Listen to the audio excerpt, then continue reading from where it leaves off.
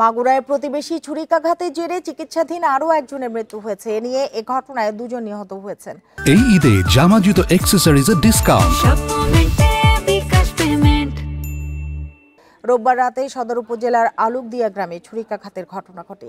নিহত শিপন শেখ ঢাকা মেডিকেলে ভর্তি ছিলেন। পুলিশ জানায়, রোববার ওই গ্রামের মানসিক ভারসাম্যহীন রিপন প্রতিবেশী রাজীবের বাড়িতে গেলে চোর ভেবে তাকে মারধর করা হয়। পরিবার বিষয়টি জানতে পেরে ঘটনাস্থলে গেলে রাজীবের পরিবারের সাথে বাকবিতণ্ডা হয়। এক পর্যায়ে রাজীবের ভাই আল আমিন ছুরি দিয়ে চারজনকে গুরুতর জখম করে।